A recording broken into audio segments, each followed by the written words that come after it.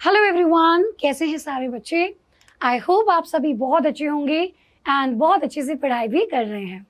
आज यहाँ पे हम नया चैप्टर स्टार्ट करने जा रहे हैं, that is human reproduction. Now human reproduction भी सेक्सुअल रिप्रोडक्शन फ्लावरिंग प्लांट्स की तरह थोड़ा सा लेंदी टॉपिक है।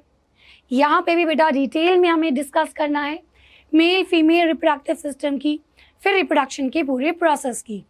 सो यहाँ पे बेटा एक चीज मेरी याद रखिएगा, अक्सर ये चैप्टर बच्चों को पहली बार में टफ लगता है, बट इसमें कुछ भी टफ फील करने की जरूरत नहीं है। आप इसको जब एक ही बारी में समझने लगोगे, यानी आपका फोकस होना चाहिए एक बारी में इसको समझने का। अगर आपने समझ लिया तब तो बेटा आप इसको जिंदगी भर नहीं भूलोगे। जब भी आप इसको रिवाइज करोगे आपको ये तुरंत याद रहेगा।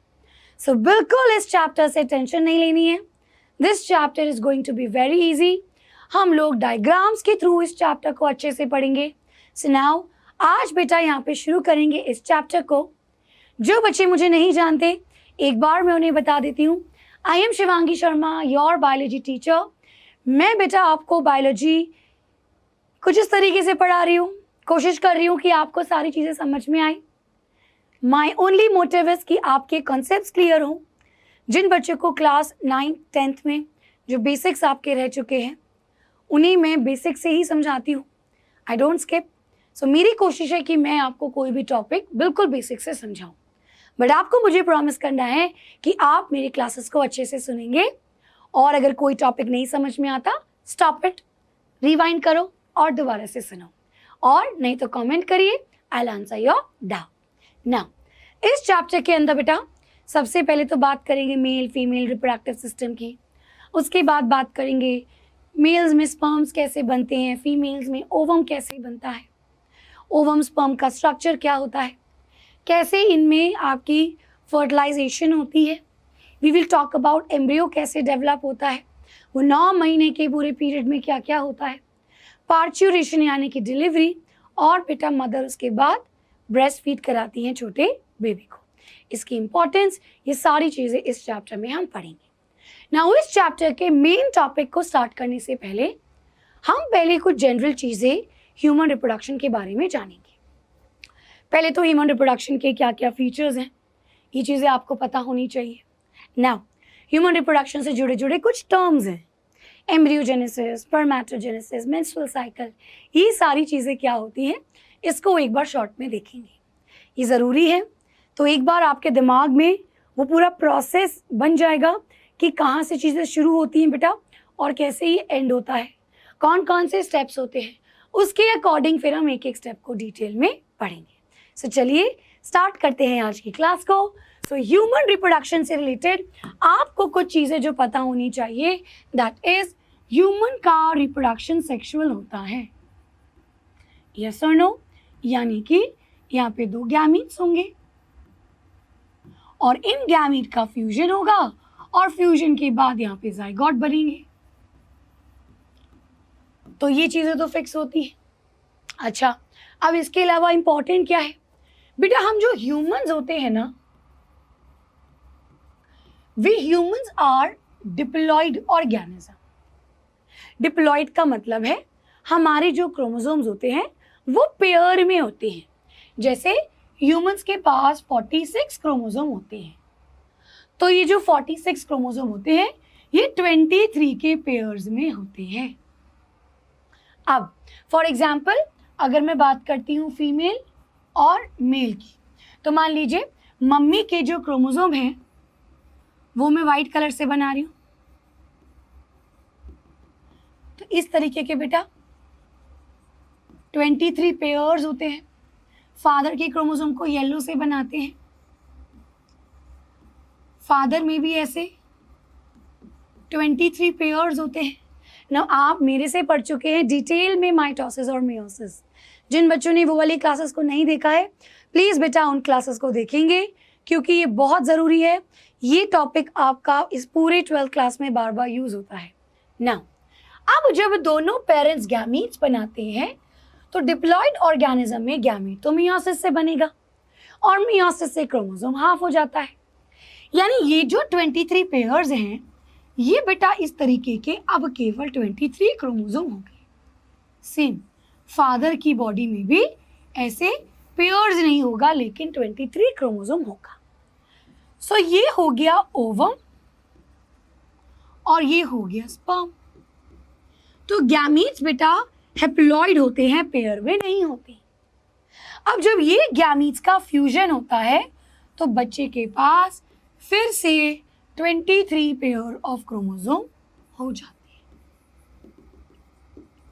यानी कि मम्मी का पहला क्रोमोसोम पापा के पहले क्रोमोसोम के साथ, मम्मी का सेकंड पापा के साथ, एंड वी नो कि this pair of chromosome is known as homologous chromosome, क्योंकि एक ही क्रोमोसोम में सेम है। मम्मी का पहला वाला पापा के पहले के क्रोमोसोम के साथ आया है। इनफैक्ट हम सब ह्यूमंस के फर्स्ट क्रोमोसोम में सेम ही जीन्स होते हैं। तो बेटा यहाँ पे इसकी बात की गई है।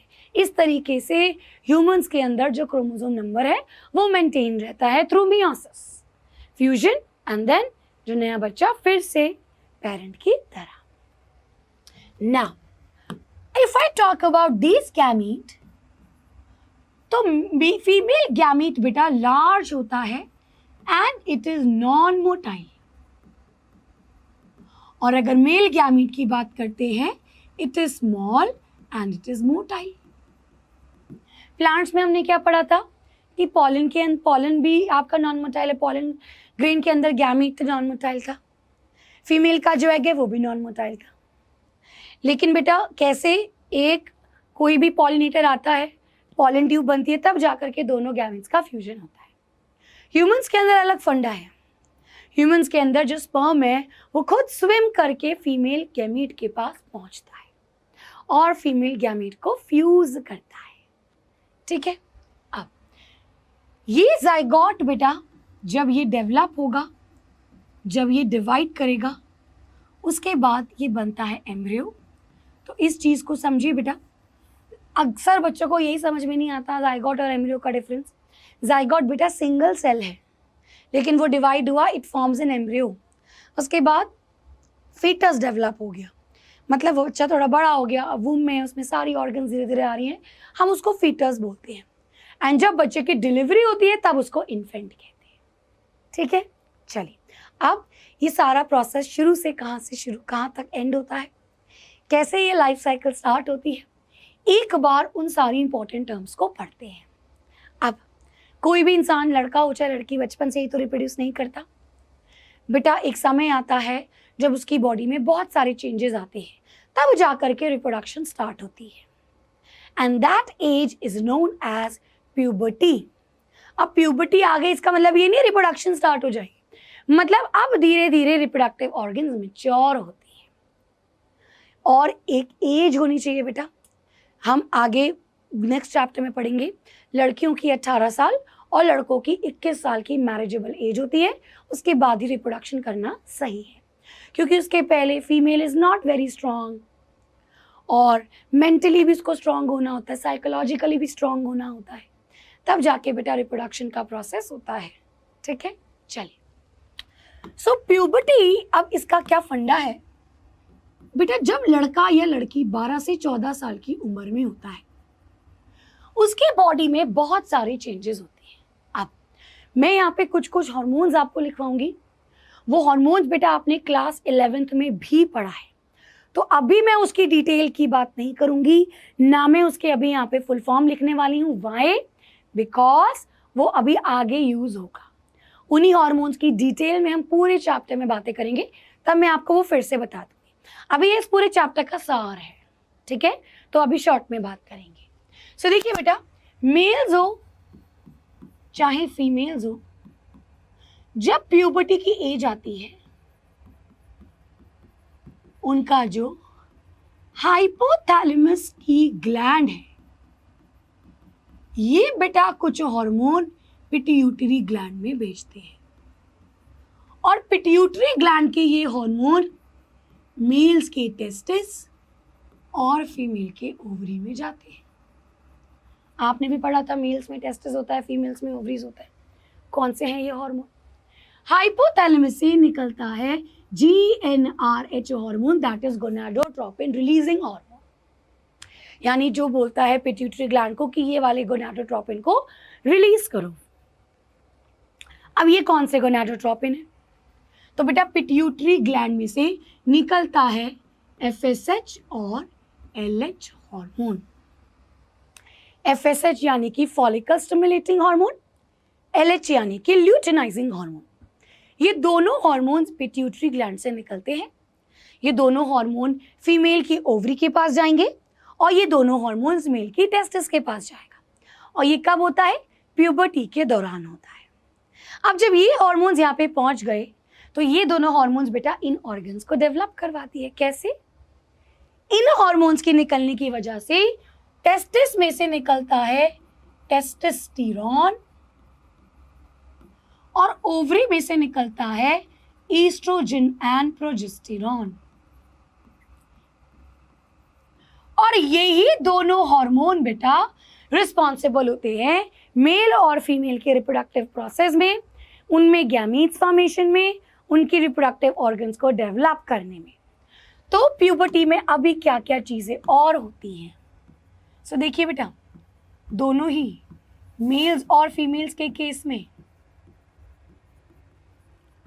इन गैमीट्स की फॉर्मेशन होती है।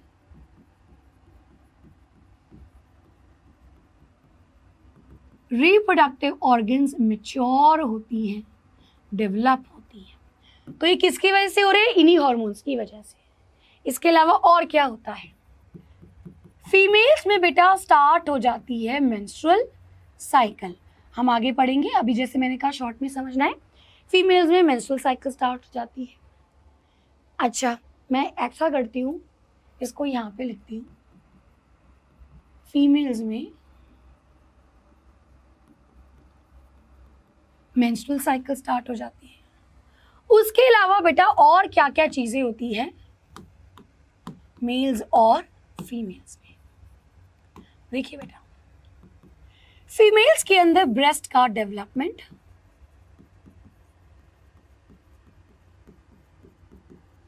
फीमेल्स के अंदर बेटा हिप्स का ब्रॉड होना, प्यूबिक हेयर, वॉइस श्रिल हो जाती है।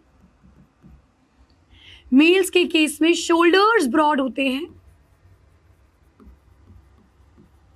आवाज भारी हो जाती है, बियर्ड आती है, इनमें भी प्यूबिक हेयर आते हैं। ये सारी चीजें दोनों के केस में अलग अलग होती है। So these characters are known as secondary sexual character. अब सुनिए बेटा, अब लेट्स सपोज सारा मैं एक बार कंक्लूड करके बताती हूँ। सो मेल्स एंड फीमेल्स में जब वो 12 से 14 साल की उम्र में होते हैं बेटा, मेल्स के अंदर अपने हार्मोन्स डेवलप होते हैं, उसको टेस्टोस्टेरोन कहते हैं, टेस्टिस में से आता है। फीमेल्स के अंदर ईस्ट्रोजन प्रोजेस्टेरोन आता है। ये दोनों क्यों आ रहे हैं? क्योंकि दोनों के ही अंदर उनके पिट्यूटरी ग्लैंड से FSH, LH आता है। बेटा ये जो हार्मोन्स होते हैं यही ब्लड में जाते हैं, फिर उनकी बॉडी में सेकेंडरी सेक्सुअल कैरेक्टर्स लाते हैं, उनका बिहेवियर चेंज होता है। इस उम्र में जो लड़का लड़की होते हैं वो थोड़े से और जागरूक होते हैं और उनको जिज्ञासा होती है चीज़ों को जानने की। उनके बिहेवियर में, उनकी sexual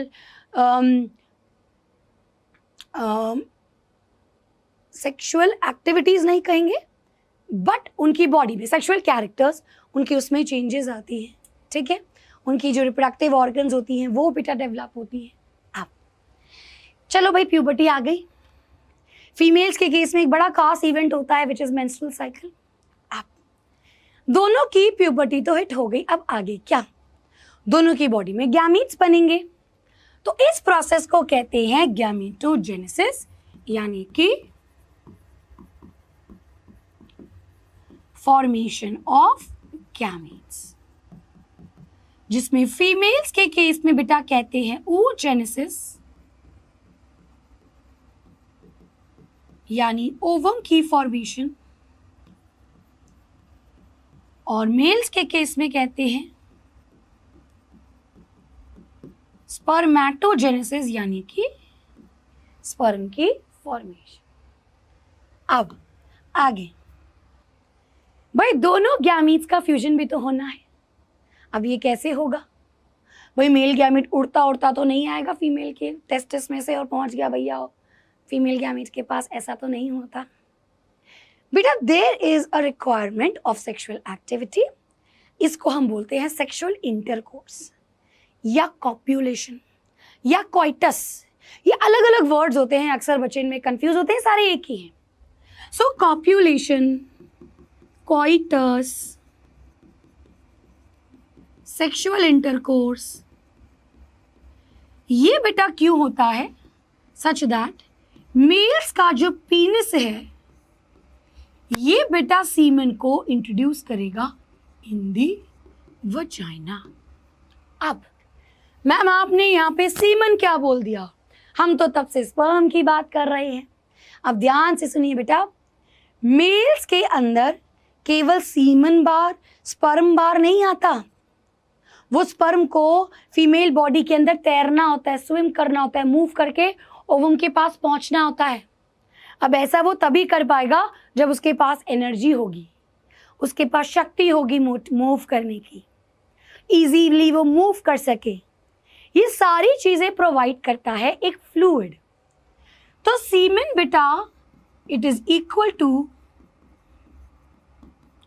seminal plasma plus sperm, ये दोनों साथ में आता है। सेमाइनल प्लाज्मा हम देखेंगे आज ही की क्लास में कि कहाँ से आएगा, स्पर्म भी हम देखेंगे। ये बेटा एंटर करता है इन दी फीमेल वजाइना। इस एक्टिविटी को, इसकी एक्टिविटी को हम कहते हैं कॉइटस, सेक्सुअल इंटरकोर्स या कॉपुलेशन।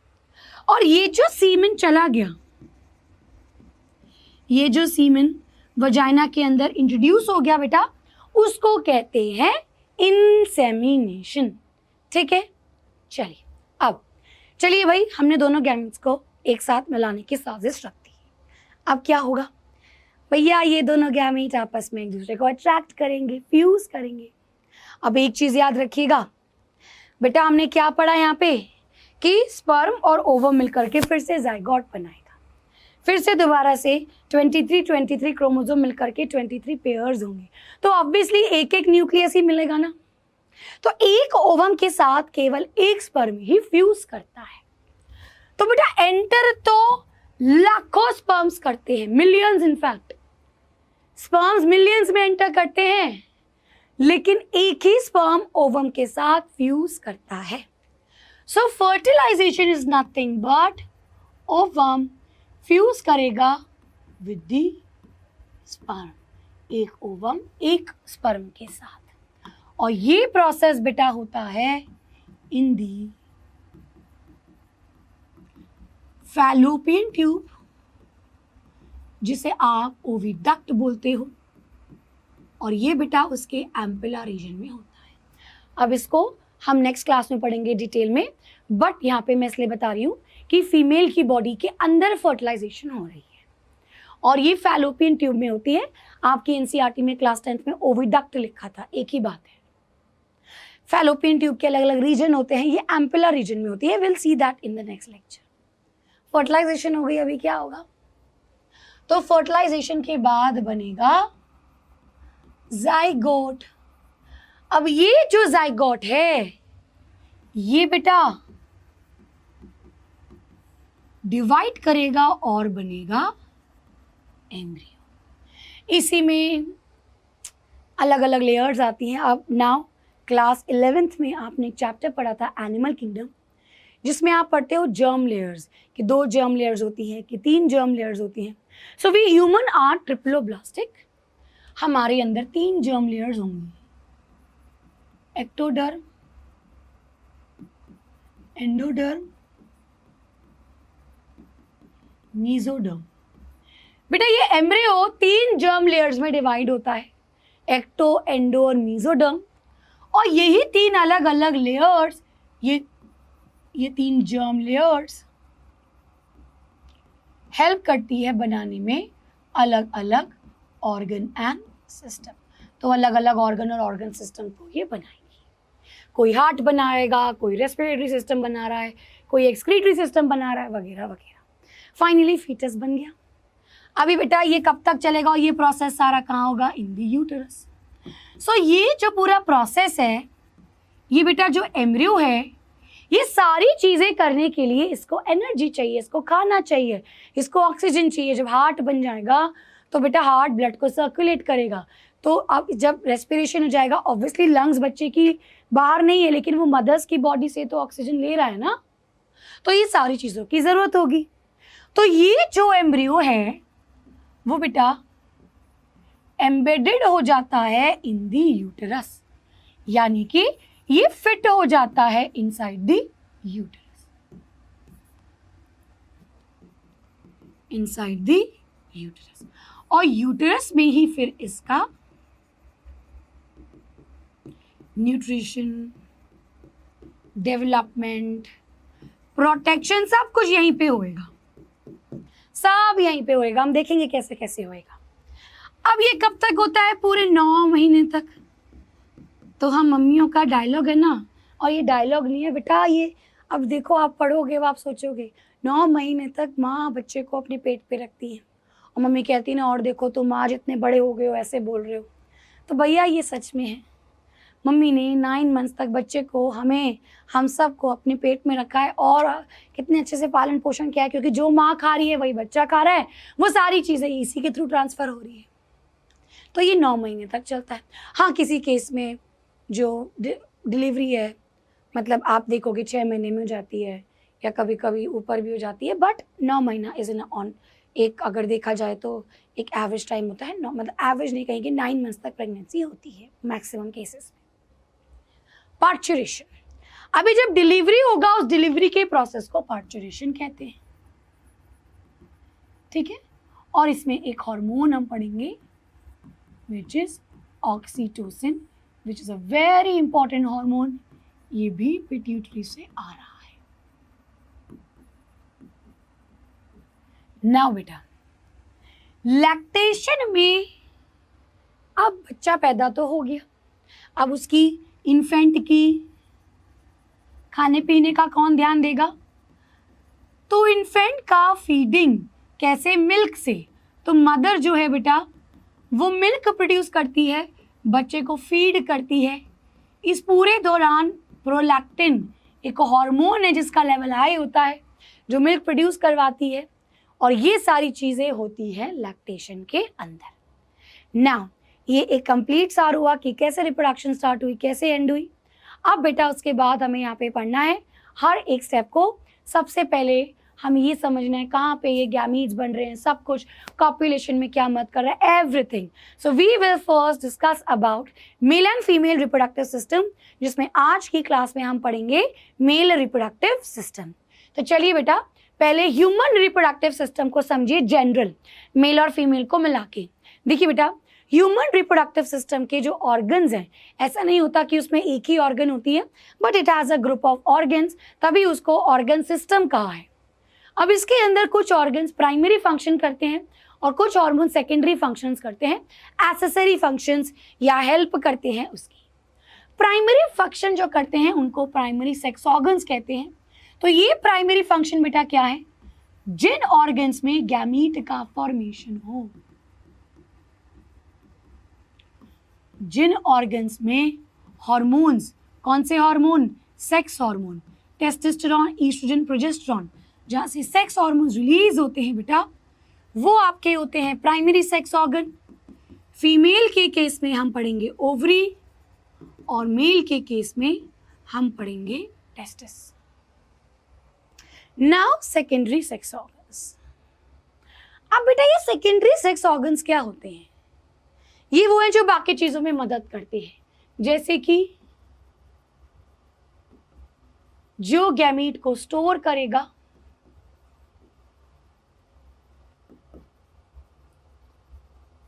जो गैमीट को ट्रांसपोर्ट करेगा,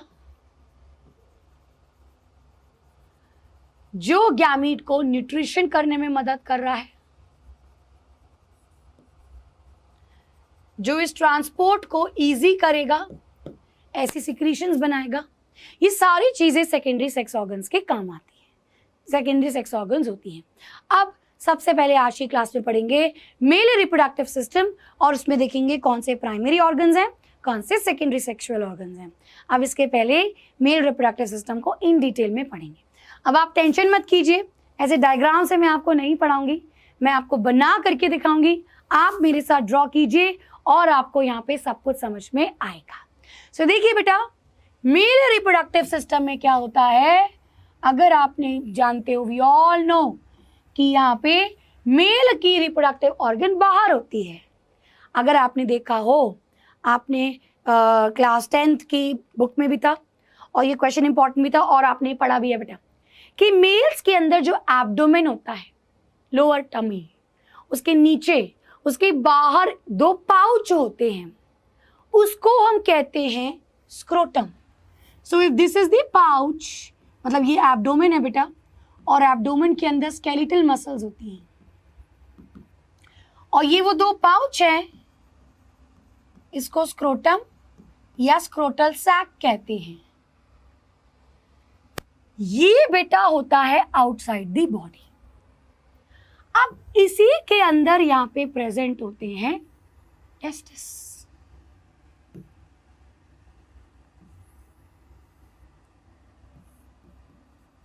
नाउ क्वेश्चन क्या आता है, ये टेस्टिस आपके बॉडी से बाहर क्यों है? क्यों बेटा आखिर ये स्क्रोटम के अंदर टेस्टिस और स्क्रोटम क्यों बॉडी से बाहर है? वाई? बेटा ये टेस्टिस ही प्राइमरी सेक्स ऑर्गन्स है, इसी के अंदर गैमीट बनेगा और इसी के अंदर बेटा टेस्टोस्टेरोन हार्मोन आएगा। तो जब यहीं पे गैमीट बन रहा है तो इस गैमीट के बनने के लिए हमारी बॉडी से 2 से 2.5 डिग्री सेल्सियस टेम्परेचर कम चाहिए होता है। हमारी बॉडी के अंदर टेम्परेचर 37 डिग्री सेल्सियस होता है। स्पर्म की फॉर्मेशन के लिए, यानी कि स्पर्मेटोजेनेसिस के लिए 2 से 2.5 डिग्री सेल्सियस टेम्परेचर कम चाहिए। सो स्क्रोटम बेटा क्या करता है, it provide 2 to 2.5 degree Celsius temperature less than the body temperature for spermatogenesis, sperm की प्रोडक्शन के लिए। अब देखिए, है तो बॉडी से बाहर, बट कोई कनेक्टिविटी तो होनी चाहिए। बेटा यहाँ पे 2 केनाल्स हैं जहाँ से सारी मसल्स, ब्लड वेसल्स, नर्व्स आ रही हैं, इसको कहते हैं इंगुइनल केनाल। इन्हीं से सारी ब्लड वेसल्स, नर्व्स वगैरह ये सब आ रही हैं, और इन सब ये जो इकट्ठा आ रही हैं, इन सबको साथ में कहते हैं द स्पर्मेटिक कॉर्ड। अब इन्हीं केनाल से एक मसल आ रही है ऊपर एब्डोमेन से, मतलब एक कनेक्टिविटी ऊपर एब्डोमेन से कनेक्ट होकर के पूरी मसल्स, ये टेस्टिस में है बेटा, नॉट टेस्टिस सॉरी, स्क्रोटम में किस तरीके से है देखिए, लाइक दिस। ये मसल्स होती हैं cremaster muscle and it is also a skeletal muscle. इसके अंदर यहाँ पे एक और मसल है इस तरीके से,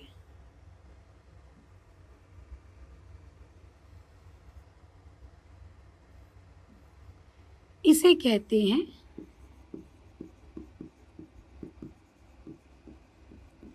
डार्टूस मसल, एंड ये बेटा स्मूथ मसल होती है। नाउ यू हैव स्टडीड कि स्मूथ मसल्स इनवॉलंटरी होती है, ठीक है। चलिए अब देखिए बेटा, हमने ये तो कह दिया कि जो स्क्रोटम है वो टेस्टिस को बाहर इसलिए रखता है ताकि बॉडी का जो टेम्परेचर है वो ज़्यादा है तो उससे 2-2.5 डिग्री सेल्सियस टेम्परेचर कम ही हो, क्योंकि उसको कम चाहिए स्पर्म की फॉर्मेशन के लिए। बट बच्चे, अब मान लीजिए बाहर बहुत ठंड है, बहुत एक्सट्रीम कोल्ड है बाहर, और उस केस में अभी क्या है, बाहर तो भैया टेम्परेचर बहुत ही लो हो गया, अब क्या करेंगे? तो ये जो दोनों मसल्स होती हैं ये पुल करती है टेस्टिस को टूवर्ड्स द बॉडी, स्क्रोटम को बॉडी के पास रखती है ताकि यहाँ पे थोड़ी सी वार्मथ रहे। सो मैं यहाँ पे लिखूंगी, ये दोनों मसल्स बेटा क्या करती हैं, ये It pulls the testis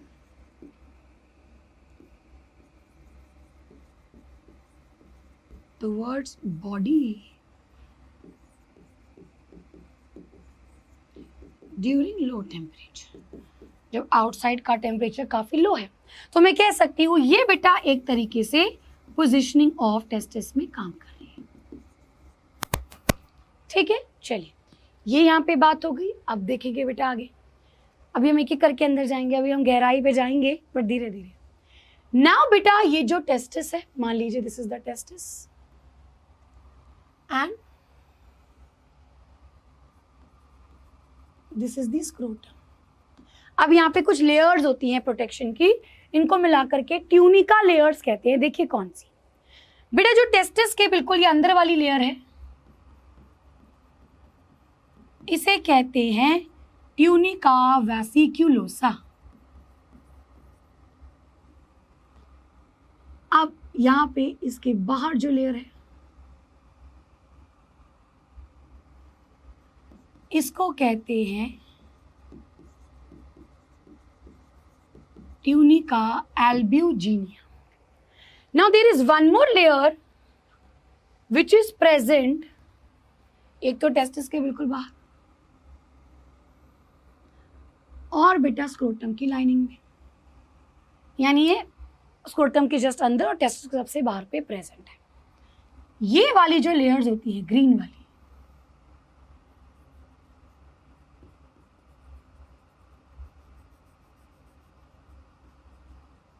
इसे कहते हैं ट्यूनिका वेजिनालिस। सो अंदर वाली विसरल ट्यूनिका, बाहर वाली पेराइटल। ज्यादा डिटेल में नहीं पढ़ना। सो ये 3 लेयर्स होती हैं ट्यूनिका लेयर जो यहाँ पे इसकी प्रोटेक्शन कर रही है। ठीक है, चलिए अब हम यहाँ पे बाहर तक पहुंच गए। अब थोड़ा सा अंदर चलते हैं इसके, एक बार बेटा इसका स्क्रीनशॉट ले लेंगे एंड नाउ लेट्स स्टार्ट इसके थोड़ा अंदर। और अब हम इस टेस्टिस को बाहर निकालने वाले हैं और देखिए बेटा इसमें क्या क्या होने वाला है।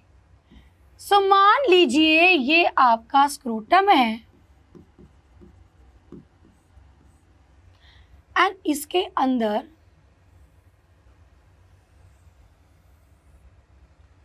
ये टेस्टिस।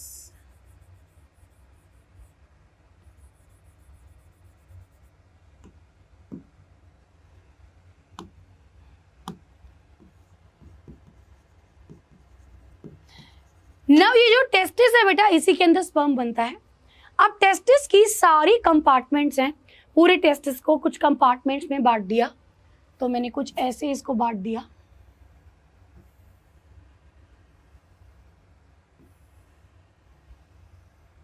अब ऐसा ही नहीं दिखता, मैं हम डायग्राम के लिए कर रहे हैं। इन्हें कहते हैं लोब्यूल्स, टेस्टिकुलर लोब्यूल। और ये 250 इन ईच टेस्टिस होता है। It is 250 in one testis, 250 lobules. बेटा इस लोब्यूल्स के अंदर यहां से ऐसे ट्यूब्यूल्स होती है।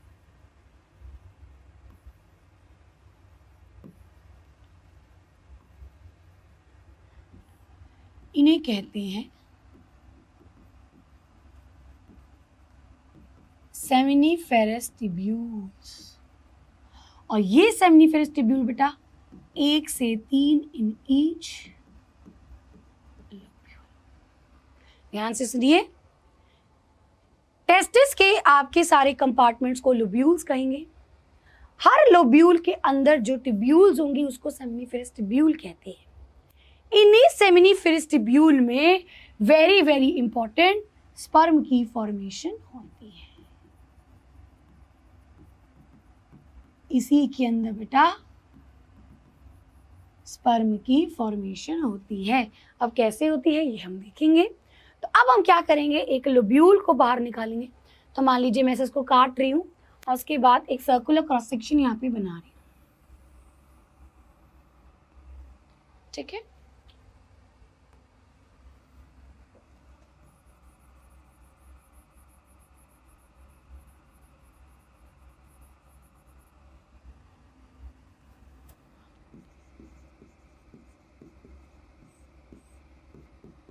Now this is a lobule. इस लोब्यूल के अंदर मैंने क्या बोला, 1 से 3 सेमिनिफेरस ट्यूब्यूल। मान लीजिए कि यहाँ है, एक यहाँ पे, एक यहाँ।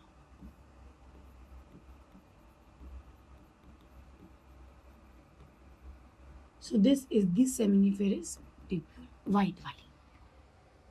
सेमिनिफेरस ट्यूब्यूल के बाहर वाली स्पेस को कहते हैं इंटरस्टिशियल सेल्स स्पेस, सॉरी, इसकी बाहर की स्पेस को कहेंगे इंटरस्टिशियल स्पेस। और इसी स्पेस में ये जो सेल्स है बेटा, इसको कहेंगे इंटरस्टिशियल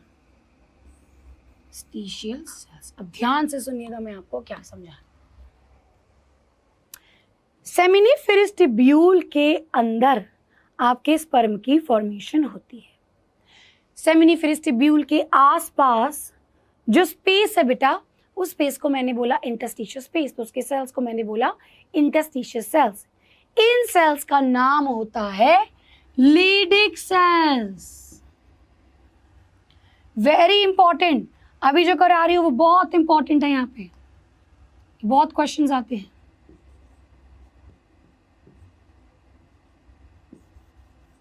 लीडिक सेल्स, यहीं से बेटा टेस्टोस्टेरॉन निकलता है। सो यहीं से टेस्टोस्टेरॉन रिलीज होता है। अब सेमिनिफेरस ट्यूब्यूल के अंदर पहुंचते हैं बेटा। सेमिनिफेरस ट्यूब्यूल के अंदर मैंने कहा स्पर्म्स बनती है। अब एक चीज यहाँ पे आपको पता होनी चाहिए कि जब भी मैं गैमीट्स की फॉर्मेशन की बात करती हूँ ना बेटा, तो एनिमल्स में जो लेयर है या जो सेल्स हैं जो डिवाइड करके गैमीट्स बनाएंगे, उसको जर्मिनल एपिथेलियम कहते हैं। सो सेमिनिफेरस ट्यूब्यूल के अंदर अगर स्पर्म्स बन रहे हैं तो there has to be germinal epithelium. So ये जर्मिनल एपिथेलियम कुछ ऐसी है।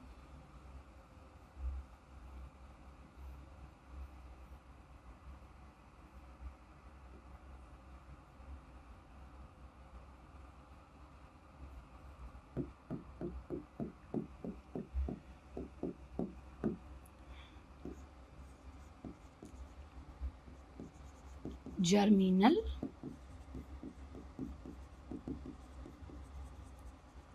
एपिथेलियम बेटा ये कैसी होती है, क्यूबॉइडल होती है और यही फॉर्म करेगी गैमीट्स, इसलिए इसको जर्मिनल एपिथेलियम कहते हैं। बेटा यही सेल्स डिवाइड करेंगे, नाउ अगेन जो इंपॉर्टेंट है यहाँ पे, यही सेल्स डिवाइड करेंगे किस में, स्पर्मेटोगोनिया। यही सेल्स स्पर्मेटोगोनिया बनाएंगे और यही स्पर्मेटोगोनिया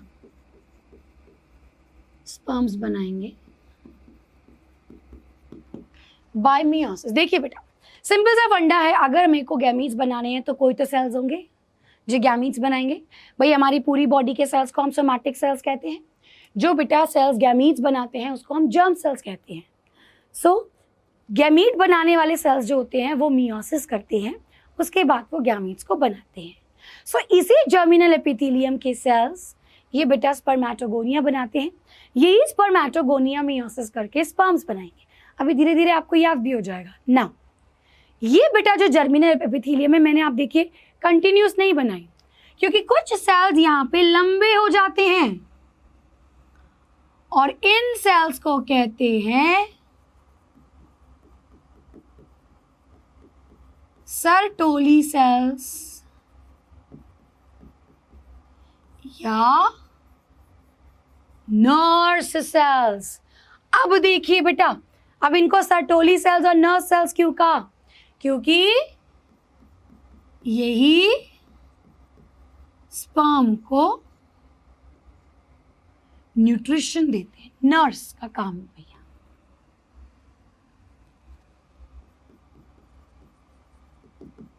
अब देखिए दोबारा से सारी चीजें, टेस्टिस के कंपार्टमेंट्स को लोब्यूल्स बोला। हर एक लोब्यूल्स के अंदर 1 से 3 सेमिनिफेरस ट्यूब्यूल है। यही सेमिनिफेरस ट्यूब्यूल के अंदर स्पर्म बनता है। एक लोब्यूल को बाहर निकाला तो बेटा उसमें 1 से 3 सेमिनिफेरस ट्यूब्यूल। अब लोब्यूल के अंदर जो होता है उसको हम इंटरस्टिशियल स्पेस कहा, तो उसके अंदर कुछ सेल्स हैं, उसको इंटरस्टिशियल सेल्स कहा, यानी कि लेडिक सेल्स भी कहते हैं।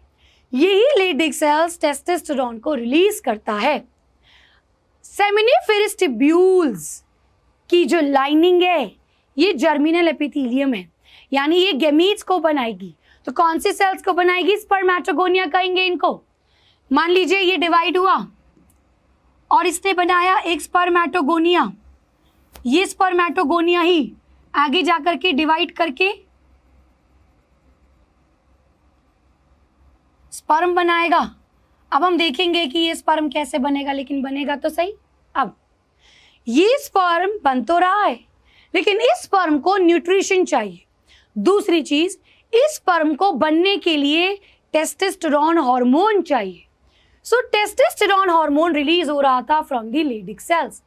सो देखिए बेटा, ये सर्टोली सेल एक और चीज रिलीज करते हैं जिसे कहते हैं androgen binding protein, ABP। Androgen, male sex hormones को एंड्रोजन्स कहते हैं। तो ये एंड्रोजन बाइंडिंग प्रोटीन रिलीज करेगा। अब ये टेस्टोस्टेरोन लेडिक सेल से जो निकल रहा है बेटा, ये एंड्रोजन बाइंडिंग प्रोटीन इसको बाइंड करेगा और उसके बाद इस टेस्टोस्टेरोन की मदद से फिर यहाँ पे स्पर्म्स बनेंगे। और जब बेटा स्पर्म्स यहाँ पे बन गए तो ये स्पर्म को न्यूट्रिशन मिलेगा फ्रॉम दी सर्टोली सेल्स। दोबारा देखिए बेटा, मैं यहाँ पे लिख रही हूँ, ये Leydig cells testosterone hormone release करेंगे। ये टेस्टोस्टेरोन हार्मोन ही मदद करेगा गैमीट की फॉर्मेशन में और बाकी बॉडी में जाएगा सेकेंडरी सेक्सुअल कैरेक्टर्स के लिए। लेकिन गैमीट तो अंदर बन रहा है सेमिनिफेरस ट्यूब्यूल में, तो ये सेमिनिफेरस ट्यूब्यूल के सर्टोली सेल रिलीज करेंगे एंड्रोजन बाइंडिंग प्रोटीन, जो कि ट्रैप करेगा टेस्टोस्टेरोन को और उसके बाद स्पर्म्स बनेगा। इन्हीं स्पर्म को नरिश भी सर्टोली सेल्स कर रहे हैं, इसलिए इनको नर्व सेल्स भी कहते हैं। Please take a screenshot. ये यहाँ पे सारी चीजें हो गई। चलिए बेटा, अब हमने ये भी देख लिया स्पर्म कहाँ बनता है। अब मान लीजिए स्पर्म बन गया, ये आगे जाएगा कहाँ से, इसको अभी देखेंगे। इधर देखिए बेटा, जितना हमने समझा है, तो ये टेस्टिस, ये बाहर उसकी लेयर, तो ये क्या हो गया, एक लोब्यूल हो गया। इस लोब्यूल में देखिए ये सेमिनिफेरस ट्यूब्यूल हो गई बेटा, ठीक है। अब इसी सेमिनिफेरस ट्यूब्यूल के अंदर ये स्पर्म यहाँ पे बन गए। अब स्पर्म यहाँ से बाहर निकलेंगे कैसे, देखिए बेटा, सेमिनिफेरस ट्यूब्यूल को भी एक बार देखेंगे।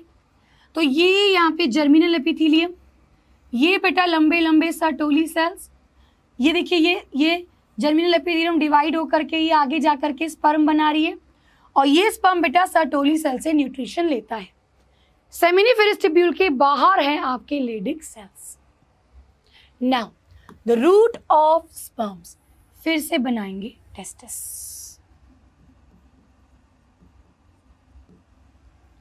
यहाँ पे क्या था,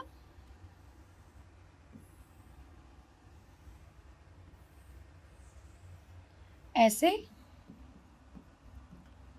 लोब्यूल थे और इन लोब्यूल के अंदर क्या था,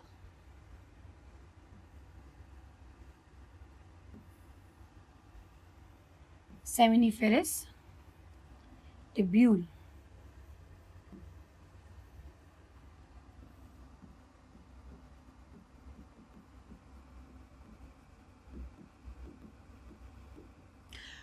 अब ये सेमिनिफेरस ट्यूब्यूल में बन गए आपके स्पर्म। तो मान लीजिए बहुत सारे स्पर्म्स बनते हैं।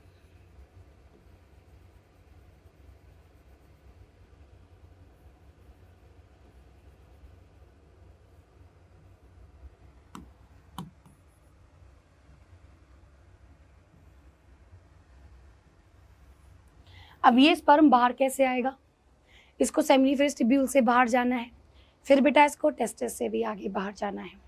तो यहाँ पे अब ट्यूब्यूल्स होती हैं। सबसे पहले बेटा यहाँ पे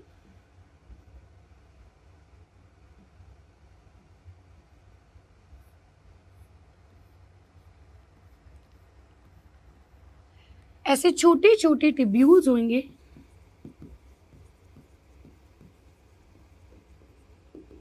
इसे कहेंगे ट्यूबुलाई रेक्टाई।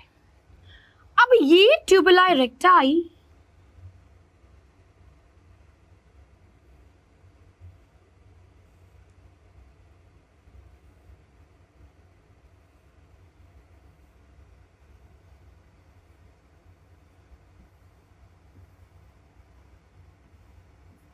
ये यहाँ पे ऐसा एक नेटवर्क बना रहे हैं। इस नेटवर्क को कहते हैं रीटी टेस्टिस। सो यहाँ से पहले आए ट्यूबुलाई रेक्टाई, फिर ये बेटा एक नेटवर्क बना रहे हैं जिसको बोला रीटी टेस्टिस। अब ये रीटी टेस्टिस से बहुत सारे ऐसे ट्यूब्यूल्स निकल रहे हैं। अगर आप देखेंगे बेटा, ये जो मैंने यहाँ पे ट्यूब्यूल्स बनाई है, ये टेस्टिस से बाहर लेकर के जा रहे हैं। यस और नो? ये पूरा टेस्टिस से इसको बाहर लेकर के जा रहे हैं। This is the Vasa efferentia. ये स्पर्म को लेकर के जाते हैं आउट ऑफ टेस्टिस। ठीक है, अब इन सब को ज्वाइन करेगा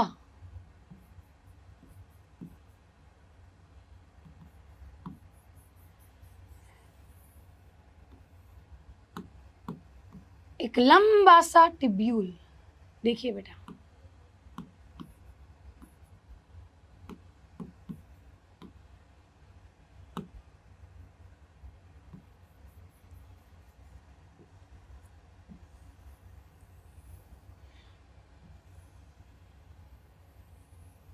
देखिए आप ध्यान से देखिएगा, ये सारा वासा एफरेंशिया, उसके बाद एक बहुत ही कॉइल्ड ट्यूब, दिस ट्यूब यहां पे आ रही है, दिस इज द एपिडाइडिमिस। ये बेटा सबसे लॉन्गेस्ट ट्यूब है, कॉइल्ड ट्यूब है। यहीं पे आपका स्पर्म टेम्परेली स्टोर होता है और बेटा मैच्योर हो रहा है। तो यहीं पे स्पर्म थोड़ा सा मैच्योर हो रहा है, अपनी मोटिलिटी को पाता है। थोड़ा सा ये बेटा किस तरीके का रहता है, थोड़ा सा मूव करता है और बेसिकली यहाँ पे टेम्परेली स्टोर रहता है। अब मेल्स के अंदर जो यूरिन और जो स्पर्म का रूट है वो एक ही रूट है, दैट इज द पीनिस। सो ये उसके बाद इस एपिडाइडिमिस से ये जो ट्यूब्यूल जा रही है बेटा, दिस इज द वास डिफरेंट। ये फिर इसको कनेक्ट करती है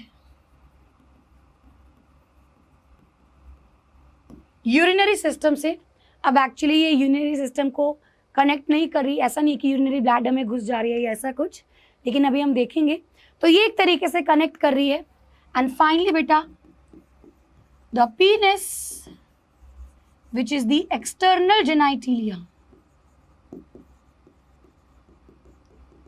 यही एक्सटर्नल जेनाइटिलिया है जहाँ से सीमेन भी बाहर आता है और बेटा जहाँ से यूरिन भी बाहर आता है। ठीक है, प्लीज टेक अ स्क्रीनशॉट, ये बड़ा इंपॉर्टेंट है। कई बार क्वेश्चन यहाँ से आता है what is the route of sperm, तो आपको पता होना चाहिए कौन सी ट्यूब के बाद स्पर्म कहाँ कहाँ पे जाएगा। अब यहाँ पे हम देखेंगे पूरा का पूरा ये कैसा सिस्टम आपका बनता है। पहले जितना हमने पढ़ा है एक बार इसको इस ब्यूटीफुल डायग्राम से देखते हैं।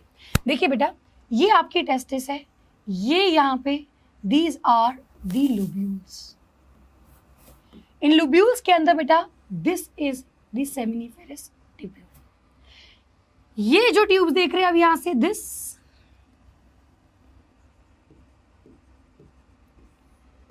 This is the tubuli erecti.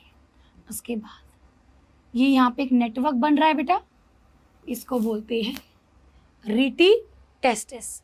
उसके बाद बेटा यहाँ से आपकी आती है और ट्यूब्स आ रही हैं जो टेस्टिस से बाहर लेकर के आ रही हैं। दिस इज द एफरेंट डक्टाइल्स और द वासा एफरेंशिया। और उसके बाद ये यहाँ पे आता है एपिडाइडिमिस।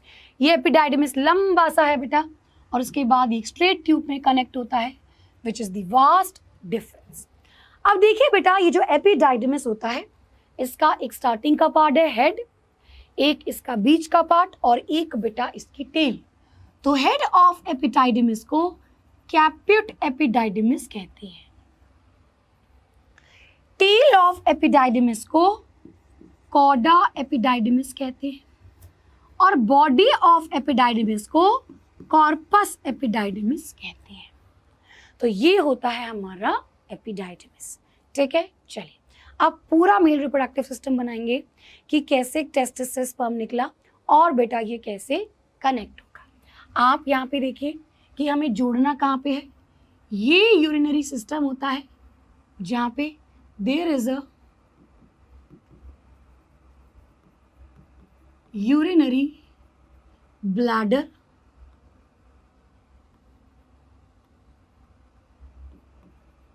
ये यूरेटर होता है बेटा जो यूरिनरी ब्लैडर तक यूरिन को लेकर के आता है।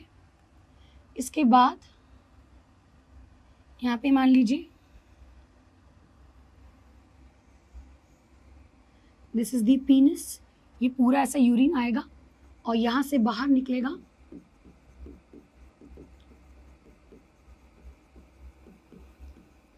This is the urethral meatus, this is the penis बेटा। पीनिस की जो यहां तक स्किन होती है, इधर से इधर तक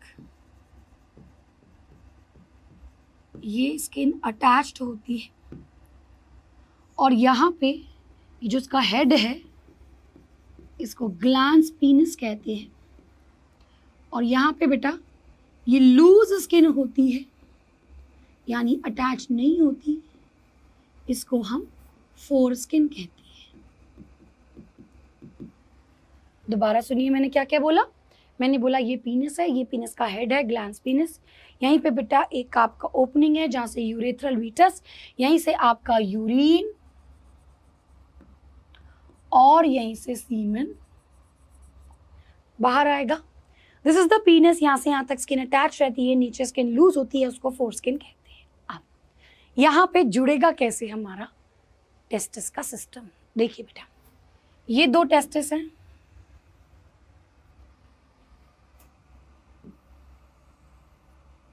यहाँ पे से स्पर्म बना, मान लीजिए इसके अंदर स्पर्म बना। बेटा जो यहां से इसको बाहर लेकर के आ रही है टेस्टिस से, इसको कहते हैं वासा एफरेंशिया। उसके बाद ये यहाँ पे लॉन्ग सी ट्यूब, इसे कहते हैं एपिडाइडिमिस।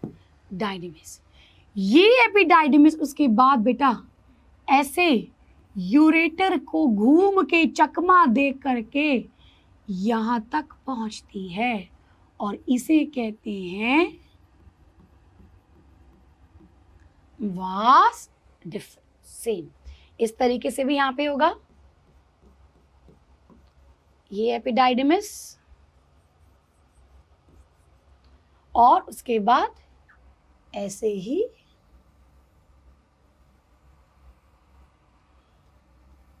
एक ट्यूब यहां से आएगी। ठीक है, चलिए अब ये कहां पे लेके आएगी, तो ये कोई यूरिनरी ब्लैडर पे नहीं गई ना बेटा, ये तो स्पर्म लेकर के आ रही है।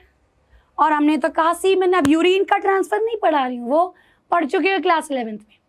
हमें तो पढ़ना है कि स्पर्म कैसे आएगा, स्पर्म तो यहाँ से निकल रहा है, लेकिन हमने सीमेन कहा था। सो यहां पे बेटा कुछ ग्लैंड्स होते हैं. This is the pair of gland जिसे कहते हैं सेमाइनल वेसिकल. ये दो होते हैं. एक यहां पे ग्लैंड होता है, इसको कहते हैं सिंगल, एक ही है ये, प्रोस्टेट ग्लैंड. और बेटा एक यहां होता है ऐसे दो बल्ब जैसा, इसे कहते हैं बल्बो यूरेथ्रल और काउपर्स ग्लैंड, दोनों ही इसका नाम है. सो ये बेटा अगर आप देख रहे हैं ये दो इधर ज्वाइन हो गया, फिर ये एक ही ट्यूब बन करके आएगी. तो पहले दो ट्यूब आ रही थी लेकिन ये एक हो गई. तो ये जो एक हो चुकी है दोनों मिल करके, इसको बेटा कहेंगे इजैक्यूलेटरी डक्ट. और ये तीनों जो बल्बो यूरेथ्रल, प्रोस्टेट और सेमाइनल वेसिकल है बेटा, ये तीनों मिलाकर के बनाएंगे सेमाइनल प्लाज्मा. तभी स्पर्म टेस्टिस से आएगा, सेमाइनल प्लाज्मा यहाँ से और सीमेन बाहर आएगा. नाउ ये यहाँ पे चीज हुई.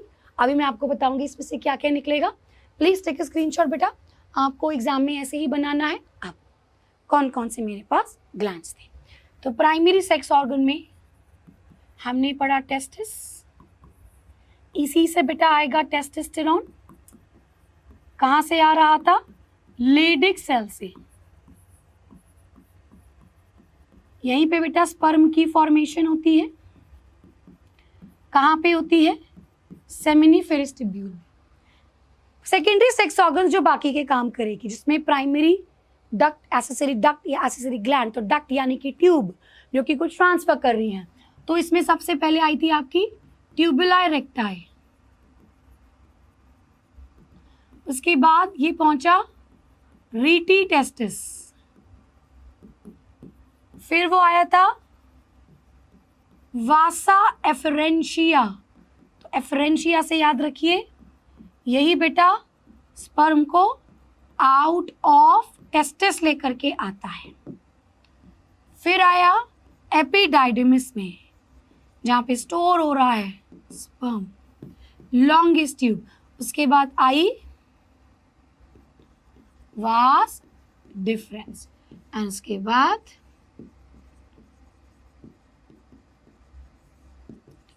Ejaculatory duct. अगर एसेसरी ग्लैंड्स कहूं तो यहाँ पे 3 ग्लैंड थे.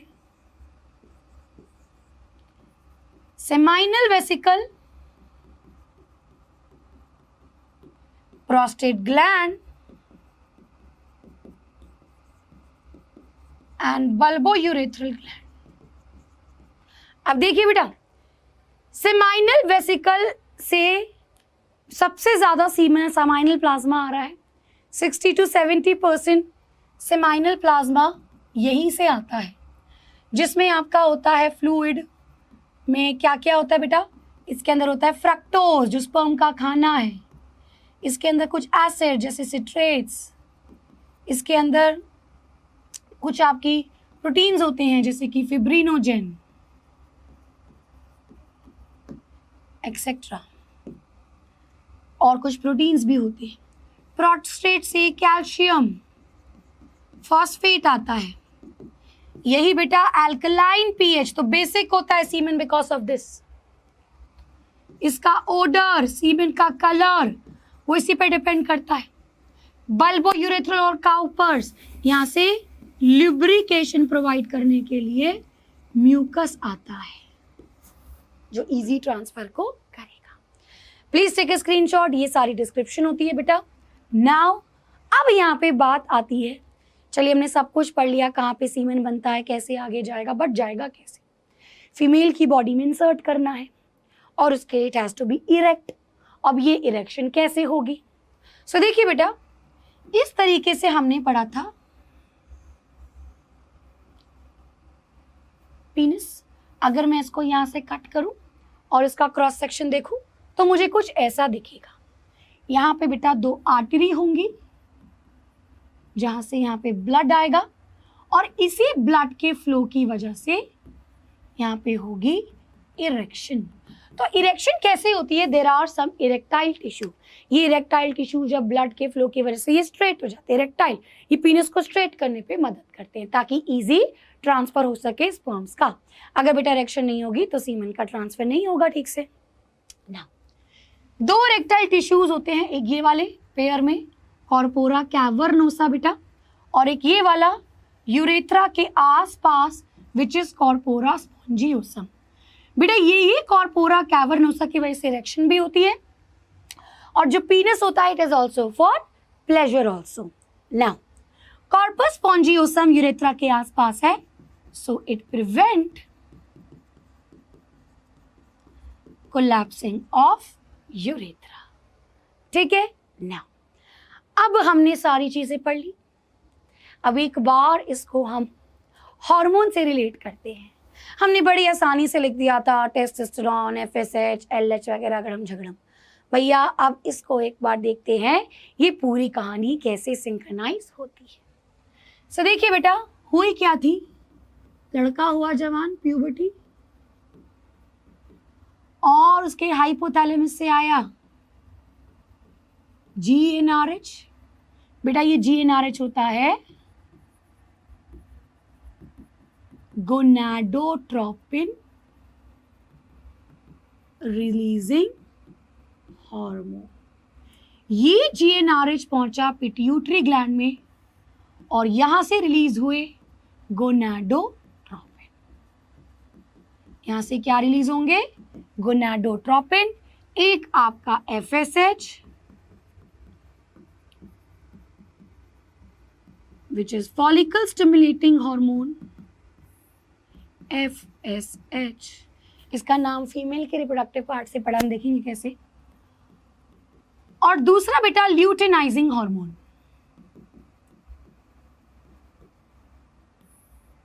Which is the LH। तो ये जो follicle stimulating S for Sertoli, ये सर्टोली सेल्स के पास जाता है। LH का L ल्यूटेनाइजिंग हार्मोन, ये बेटा जाता है लेडिक सेल्स के पास, और उसके बाद ये लेडिक सेल रिलीज करता है टेस्टोस्टेरोन। तभी बेटा ये ब्लड से एंटर करता है बाकी बॉडी में और लेकर के आता है सेकेंडरी सेक्सुअल कैरेक्टर।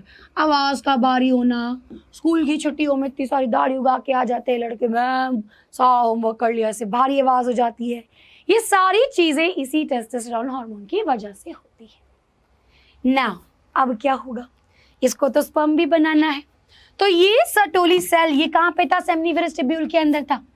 इनमें से रिलीज होगा एंड्रोजन बाइंडिंग प्रोटीन, ये बेटा टेस्टोस्टेरोन को ट्रैप करेगा और उसके बाद स्पर्म को बनाने में मदद करेगा। जब स्पर्म नहीं चाहिए तो इसी से एक और हार्मोन रिलीज होता है विच इज इनहिबिन। ये जा करके एक नेगेटिव फीडबैक देगा कि भैया जीएनआरएच मत लाओ, वो फिर एफएसएच एलएच भी नहीं आएगा, टेस्टोस्टेरोन भी नहीं होगा, स्पर्म भी नहीं बनेगा। So this is the hormone system. इसको शॉर्ट में आप इस तरीके से भी सेम वही चीज़ें जो मैंने यहाँ पे बताई है, it inhibits GnRH and LH production वगैरह। अब बेटा ये हमारा आज का मेल रिप्रोडक्टिव पार्ट खत्म होता है। अगर आपको अच्छे से समझ आया हो, क्लास अच्छी लगी हो, तो प्लीज़ मुझे कमेंट्स में ज़रूर बताएं। बाकी नेक्स्ट क्लास में हम फीमेल रिप्रोडक्टिव सिस्टम स्टार्ट करेंगे। सो आज के लिए इतना ही, मिलते हैं नेक्स्ट क्लास में। So bye bye and thank you.